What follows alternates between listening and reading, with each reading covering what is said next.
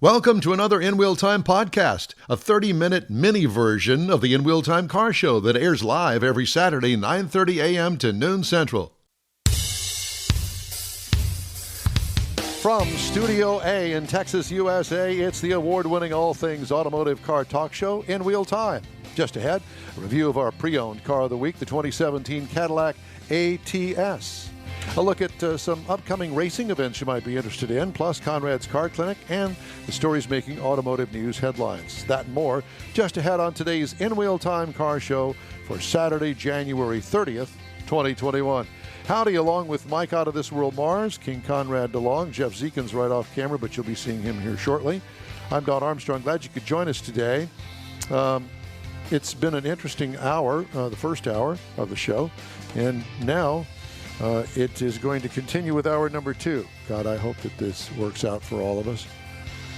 It's up to you. You have all the buttons to make all the noises and music. Is that impressive? Commercials. I wish you had some, like a rim shot or a horn honk or something like that. But again, we don't yet. We're not high tech enough. No, if I could find the time, well, I have the time, to be honest with you. It's just my laziness. Because there are plenty of sound effects that I could put into our little gizmo here. But I didn't really want to go that way. Because I'd be pushing the button. Yeah, you'd be going, hit the button, hit the button, hit the button. No, we'd slide it over here so I could push the button. Oh, God, no. No. I know our limitations. Actually, what we should do is let George push the button. That's what we should do. That would entertain all of us. Yep, that's exactly right. It would definitely be entertaining. George, do you ever come to Houston? If you ever come to Houston, you must be a guest on the show. We'll just have you in studio here. Mars will get up and he can do his thing over there. Yeah. And we'll have you. It'll be worth watching. Yes, exactly. And we could all just leave and let him do the show. So, and he probably could. I know that he could. It would be a 5-hour show, though. All in 3 hours. And we would learn how to knit Bernie Sanders mittens. The 10 highest auction sales of 2020. Now, that's before we get into all of this. I kind of blew it because when we were off air, I kind of gave away what they are. But Jeff, what would you say are the 10 highest auction sales of 2020? Now, don't just think United States or domestic 3. This is worldwide. This is global, okay? 10 highest auto auction sales. Well, you're talking about the auction itself or a car in the auction? Cars in the auction. Okay. What? Well, because we talk about like Mika make Kiss Me. That's they do like millions. Kissimmee. They do millions there at that particular show. No, I understand that. Kissimmee. So yeah, Kissimmee Me too. Okay, that's it. I'm out. Yeah, we're gone. Info at InWheelTime.com. No. Better yet, it'd be Mars at InWheelTime.com. Well, for me, and I know you went through the list, but I would think Ferrari, some kind of Ferrari would be top of the list. And then there are those cars that start at those really uber high prices that when they do finally come to auction, retain that higher price. Well, then there's the one-offs, too, like the Bullet car that sold for... Well, you mentioned that. Yeah. And so Mecum and Kissimmee, the Bullet Mustang. The real Bullet Mustang. It just says the original Bullet Mustang. Yeah, it was in the movie. That would be $3.74 million. $3.74 million. I like that car, but and not that didn't make the list. Did you see the car? The car was a beater. I saw it in Detroit. Ford had it up there as part of their display once they kind of got their hands on it. Well, the preview to it was a driver, everyday daily driver for years. Think about what they did to the car in the movie. Yeah. And it's set up for quite a while. Yeah. So the first C8 Corvette brought $3 million for charity in Scottsdale. And the Kissimmee Mecum auction they just had back in January of this year, they sold Carroll Shelby's personal 427 Cobra for $5.4 million, but I know that didn't make the list either. No, didn't make the list. Me? No, didn't. I'm thinking Hemi cars and things, and yeah, like I said, not even close. Don't just keep this American. Okay, this is global now. Well, that's why I said Ferrari. There's always some Uber. Okay, so you ready to go down the list? Here's number 10. Let's go down Czechoslovakia. Let's go up the list. Up the list. Okay, starting at number 10. We can go up yours. I've had that done many times. Easy. 1971 Lamborghini Miura. Beautiful car. A P400 SV Speciale. Mm-hmm. Had a transverse mounted V12 behind the driver. So instead of it being longitudinally mounted, it was mounted sideways and sat behind the car. Kind of the Miura was the start of the supercar. How do you know all this stuff? I was thinking the same thing. Because I'm just a car nut. 1971 Lamborghini Miura sold for $4,257,007. Wow. Yep. A lot. Probably cost $6,000 when it was new. Number 9, a 2001 Ferrari 550 GT1 Pro Drive. I've never heard of it. Wow. Mm-hmm. Sold for $4,290,000 at RM Sotheby's Shift Monterey in August of last year. Which would have been at the Pebble Beach event. Correct. 1950. This is number 8. 1953 Alfa Romeo BAT5. I have no clue what that is. That's a small little car. You would know it when you saw it. Yeah, because it was kind of this little winged bubble top thing. It was pretty cool. Well, we should have had pictures of these to go along. No, we didn't know. I didn't know either. We were supposed to have a guest here, and so we're having to fill the time, and I thought that this would be a good thing. No, it's a good story. Good. Yeah. And I was actually looking forward to this guest. Picture, Konrad. Of all the guests that we had today, not to put down any of the other ones, but I was actually looking forward to this particular guest. And his name was Jose Evans. Jose, if you're listening. Oh, God. Send your comments to Don at inwheeltime.com. So the number 7 would be the 1954 Alfa Romeo BAT7. Mm-hmm. $4,946,666. Yeah, there was a whole series of those cars. Now, you said that this is just worldwide, so it really does it have the auction name that they sold at? Or? Yeah. Yeah, this is I've still got all that. software. Does anybody really care? Anyway. None of this was Meekum. No. No, they were not. This is another RM Sotheby's auction. And I don't remember where it's in here somewhere. It's a lot of information. Everybody at really RM cares. Sotheby's is wearing suits. And they don't scream and yell and hoot and holler like they do at Meekum. Very expensive suits. Italian made. Italians. The cars are Italian made. So I did the BAT 7 and the BAT D9. Now we're going to move to car number 5. Moving up the list. The 1931 Bugatti Type 55 Super Sport by Figioni. Okay. Or they call him Figoni. It could be. Or it could be Fig for short. Old Fig. Oh, Fig. Fragile. Fragile. And his son, Newton. Newton. Fig Newton. Fig Newton. Car, and the Bugatti doesn't surprise me. That car sold for $5,051,054. That was at Bonhams. That's not high end. Yeah. Number 4, the 1928 Bugatti Type 35C. Now, look, I appreciate all these cars. I really do. But they're just not for me. It's not my style. I don't like the way they look. Just not me. I don't care. But somebody does, to the tune of $5,224,483. The number 3 car, the 1932 Bugatti Type 55 Super Sport. I like those Bugattis. Not that much. That's like a d'elegance vehicle. $7,100,000. That's a big jump from 5, yeah. The number 2 car, the 1937 Bugatti Type 57S Atalante. Yeah, and that people would know that car if they saw that car. They did a replica of that car on Restoration Garage in the early part of the series, where they made their own version of it. Oh, I saw that. Yes. Is that one of those they put on a Volkswagen frame? No. But it's a real long nose and kind of a bubble split window back on it. It took them years to hammer out this body. Yep, and they actually ended up taking the one that they built to some high-level show like Pebble Beach or something. But that is a cool show. That's one of that's one that I do watch. Well, they do some pretty high-line cars. Number 2, I guess I gave that, didn't I? The Bugatti 57S Adelante. Yeah. $10,433,956. Yeah, and there's probably only 2 or 3 of those ever built. I think in these kind of cars, my favorite would be the Delahaye. Oh, yeah. That whole Art Deco era of cars is just beautiful.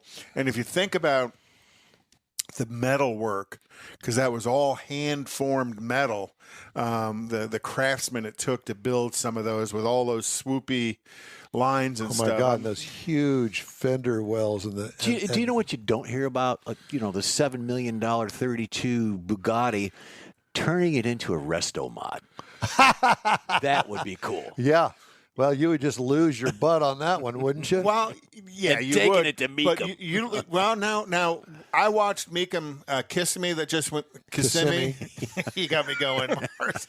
Kissimmee that just went through. He's from Neaterville, so pay no attention. And the resto-modded C2 Corvettes, 63 through 67, the resto-modded C2 Corvettes drew more money than the originals. But that's a Corvette. I'm talking like the Bugatti. I know, but who would take a 63 Corvette split window and resto mod it? It's probably a lot of shape. people. A lot of people will, because I know where there's one sitting down there in Port Acres, and it's got Port Acres? Yes, it's got a whole new Green frame. Acres. Well, he bought a body. He found a body, literally found a body. So he started from frame up. Well, you try and build it back original, it's like a monstrous fortune. Yeah. And you can't drive it. Well, he wants to drive it. Yeah. So he's got a frame. He had a frame built for it. He's got the fuel-injected engine. I mean, he's got it resto-modded so that he could drive it. And his wife, Ellie Mae. Yeah. No, that was Hillbillies. Beverly Hillbillies.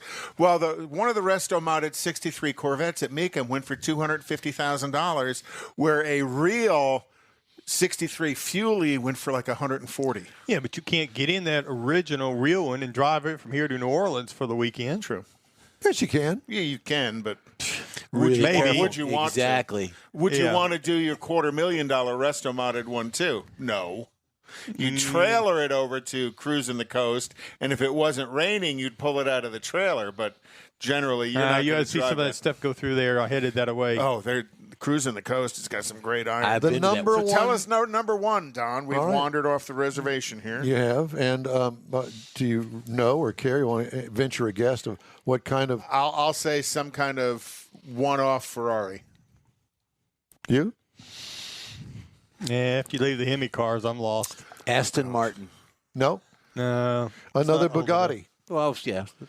The number one car, 1934 Bugatti Type 59 sports car, called Sports. It went for, at the Gooding and Company, $12,666,600. Devil had something to do with that, apparently. Apparently. Yeah. You talk about having disposable income, because that's not a car you're going to do anything with other than put it in the garage, diaper, and put it in the garage and leave it in there. Because I imagine it needs to have a diaper underneath it because it leaks. And then in a year sell it at another auction for another extra $1 million. If the market holds. And right now, I'm not real sure the market's holding. True. Especially in Mars's muscle car Hemi world, because they sold a 70 Hemi Cuda at Meekum for it didn't hit reserve at $500,000. So the highest bid was $500,000 for 70 Hemi Cuda. Wasn't a vert, but still, those Hemi Cudas were going. Super high dollar not that long ago. So value is however much somebody is willing to pay for it. And somebody was willing to pay $12 million for a Bugatti. $666,000. Yeah. 34. That was a good year. Yeah. For what? Wine? I'm sitting here thinking, what I would do if I had $12 million, the kind of car. You wouldn't be buying that. No, I can tell you that. Could build a heck of a car collection. What? And call it the Hemi Hideout. Exactly. There you go. And actually take those cars out for a drive. Once in a while, yeah. John does that. Yeah. Oh, yeah. I know. Yeah. Can't wait till he opens back up. John, if you're watching today, give us an idea as if you have plans of this year opening back up. No, you don't think so? You think they're gonna? Well, I mean, they just There gotta was a protect story that themselves and I everybody didn't know else. if I've got it, but the story is that the 2021 Detroit Auto Show has now been canceled. Yeah, I heard that too. Who cares? It's Detroit. They were Yeah, but that's going always- to have it in June. No, Motor they City. pushed it back. To June something. No, they pushed it back to the fall. Oh, did they? They downsized it. Done. Well, I heard Yeah. that was when they were supposed to introduce the new It's going Z06 to be Corvette. September of 2022. Really? Yeah. Because Detroit's generally in January. Well, Was. they this year Generally, 'cause it I've was- been Yeah, there but many they'd times. put it all. They'd swap the time on it. They later. changed the whole thing, Yeah, actually. been to many of them over the years. It's not at Cobo Hall anymore. Right, it's I an know. outdoor event. Well, who They- wants to go to January? Who the hell wants to Well, go I to did. Cobo Detroit in Hall? July, in Go January. up there. That's my 2 days worth of snow that I get once a year. Who wants to go to Detroit? I Really? lived up there. Any time of the year. Why are you here? Well, I lived up there that's for the- 22 years. because I that's came why down you're here, here. and I'm still not thawed out. Oh, hi, Suze. No, there's the baby. Suze. What you doing? Did you just come in Anyway. and check, make sure that we're all here? Yeah, I think almost all the car shows they're either back into the fall of this year or they're already canceled this yeah. year. And again, that's everybody's still waiting to see what's going on with the virus. the schedules and stuff. I mean, Houston's now out to 22, and I don't think they've got a good date for 22 yet. What they should do is have the vaccine Well, at a it'd car be easy show. because they know they're not going to be. The Texans aren't going to be in the Super Bowl. They ought to There have. won't be any more Texans. They're going to sell them to Neaterville. Yeah, we could use them. We got a stadium that'll hold 17,000 people. Yeah, There you but go, you guys perfect. also have a state champion football team, don't you? Well, it's next door. Okay. In the town next door, but we play them once a year. They should have the vaccine at a car show. That'll draw the attention. Yeah. Well, hopefully in January of 2022, we'll be starting to get back to what it's supposed to be. Well, starting. I think that's what Rochelle said. Right now, that's what they're looking at for the Houston Auto Show. I mean, that would be their natural date, and they're not even going to try and do anything between now and then. Yeah, it makes Of course, sense. that's all based on the rodeo falling back to their normal time frame and the facility NRG becoming available. And Lena Hidalgo allowing all of that. Yeah, there's lots Lena of Hidalgo. ifs. Lots of ifs. Yeah. All right. So that was the 10 highest auction sales of 2020. I don't even know why we talk about 2020. I want 2020 to forget go about away it. forever. Forget about it. Forget about it. All right. Did you have something else that you wanted to squeeze in? Nope. That was Well, thanks a lot. most of my. Well, that was most. We got my colors and cars, so I got all of that. That and went over like a fan dancer in a wind tunnel. Fandango at a wind tunnel. Fan dancer. All right. I have something. Cool. 6 subtle, stealthy upgrades to modernize your class. Oh, I'm sorry. Your classic. I was fixing to say, Don has no class. I have no class. So how are you going to modernize he it? needs 10 steps. You see the little paper clip right there. It covered the I ick, see. the ick at the end. So, well, you're going to expand it to 7. First is to empty your trunk. No, that would be for you. Yeah. Not me. I don't have a trunk, so we don't have to worry Have about a it. Corvette. The next time he has that, we got to video the trunk. Yeah, no thanks. Let's see. There's something here about a 64 Oldsmobile Cutlass, but I don't want to do that. What you can do is you can update the suspension, going just a little bit lower with the suspension, which I did with the It helps the Corvair. looks of a car. Along with larger anti-roll bars to limit body roll, can make a 60s boat handle like a much newer car. That kind of classic bolt-on suspension is totally reversible, doesn't do anything for the value or take away from it. So it's an easy thing to do. And when doing that, especially on stabilizer bars, is to change the bushings on the Correct. stabilizer bars, because the stabilizer bars back in those days were all rubber. And now they make a neoprene bushing that'll really stiffen up the ride, but also keep you Still from give that flexibility. tilting and stuff, and Right. and getting off angle. Now, I don't know about this one, but I bet you that you would like to have your original seats heated and cooled. No, I'm not a fan of cooled seats at all. I've had them in company cars, and it's weird because it almost feels like you if they're cooled before you get in, it almost feels like you sit in a wet puddle of water. It feels damp whenever you use it. Now, the heated, I could definitely go for heated, but You don't need to have that in your seats anyway, because you just feel that way all the time. He's just hot. he's looking over here at you, Jeff. No, looking at me. You. Angie's got heated seats in the Mercedes. Well, I like heated seats. I do like heated seats. Cooled ones, I don't really care. Conrad, do you use heated seats? Nope. I just farted in them. Oh, because it probably smells like tuna casserole then. Yeah. I'd like to have, my truck doesn't have heated seats. It's the only thing I'm missing. I wish I had. Just I may end up trying to do I'm thinking about trying to do an upgrade and add the heated seats to it. Well, I To think what? you have to To my actually- truck, my 2015 Ram. I think you That's have to the only just thing. Add the whole seat. Yeah, It's yeah. not just a matter of putting a waffle iron underneath it.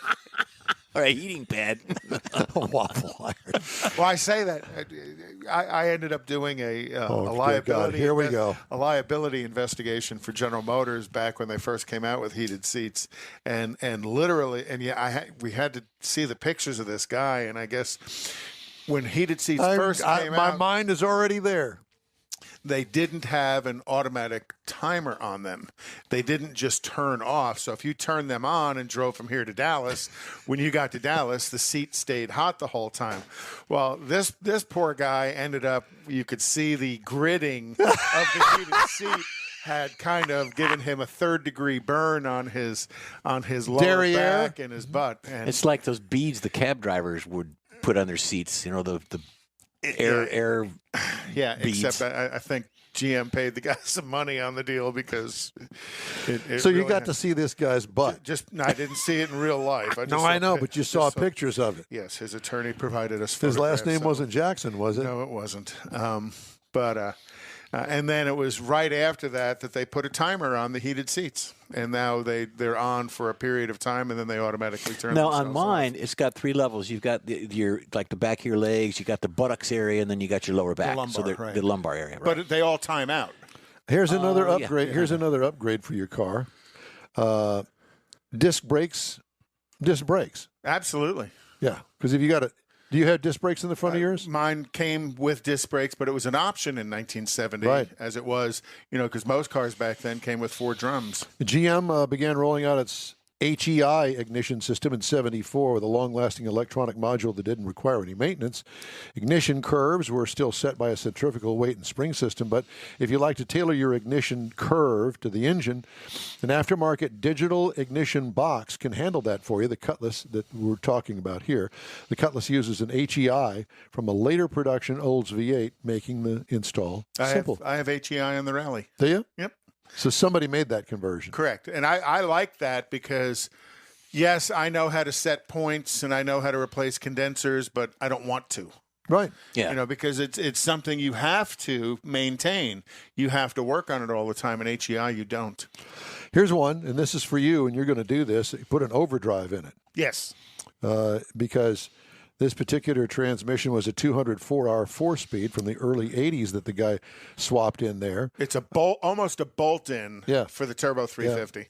Yeah. $2,000, 1 day's work, you're done. Yeah, and I think the length of the transmission's the same. I think it's within a half inch of itself. The only thing you have to do is move the transmission mount back about 6.5 inches, but the length of the transmission's the same. So where the mount is in the tail. And you have factory AC. I have factory AC. It's not that big clunky thing hanging underneath the middle of the dash. Oh, no. It's factory AC. So adding AC to a classic car can be easy if it's a popular model with a strong aftermarket. If not, you might have to get creative. Vintage Air makes underdash ACs for dozens of popular models. About $1,500 and do it yourself. Take you a weekend. Do you have the big canister Frigidaire? Or you got the small round one. No, I've got the A6, the big long one. The big tube. Yeah, but you got to think that the A6 compressor takes about 40 horsepower to run. Huh. But it will throw ice at you when everything's working. And then the R4, which is what you have on your. No, you got the DA6. You got the later generation. But there was another one, a big round one, right, called the R4 on on the GMs that took about 18 horsepower to run. So as they were trying to do things in air conditioning systems, they were trying to reduce the engine load, because if they can reduce the engine load, they could increase the fuel economy. Well, that's why you would always turn off the air if you wanted some power to uphill or race. Well, on most cars back then, even the non-computer cars, the AC compressor generally would have a shutoff switch at wide open throttle. Is that horsepower still hold up to today, or are they less? Oh, no, they're much less. I think air conditioning systems now are probably drawing somewhere less than 10 horsepower. And then you got to look at some cars, the air conditioning system is actually run electrically. True. Yeah. On those cars that have the auto start-stop feature, Oh, God. a lot of times the AC is run off of an electric motor driving an AC compressor. Would you like to do your car review? 'Cause Sure. I've got it listed here that it's time to do that. Yeah, we're running just a tad behind, but Yeah, we are. Mike, you want to take this over, or all right? I thought that you guys had it all set up that you didn't Yeah, have but to do Mike's that. got to do the switching for him. Mike's got to do the switching. Oh, okay. Let me get my. See, this is a very kind of a one-man band operation here.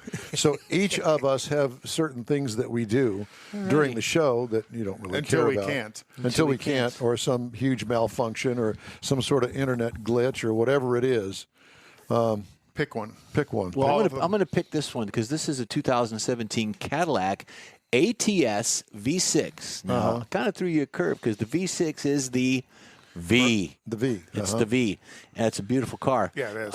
And the reason why I'm doing this is because John and I talked last week. He says, do another Cadillac. I said, well, okay, why not? Now, this is the Camaro version of this particular chassis.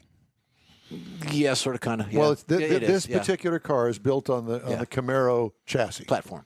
Either the 4-door or the 2. They just stretch it. The C6. And then this is the 4-door, and I don't know, you can't. C6. Camaro. Oh, okay. So it's an ATS 4-door. They also make a 2-door. It's an ATS V. It's a 5-passenger vehicle. It's a pretty vehicle. I like that shot right there. Exterior features, obviously, you've got the wheels. You've got the rear spoiler. You've got the aluminum wheels, performance tires, the big open grille that you just saw there, and very stylish. Sort of it's the Cadillac's version of a Euro, so to speak. Yeah. And then improvements. They improve them all the time, year over year. And if you want to move the shot, we'll get into the interior side of it because I've got some special stuff coming up toward the end. You got leather seating, heated and cooled seats with the lumbar, Konrad.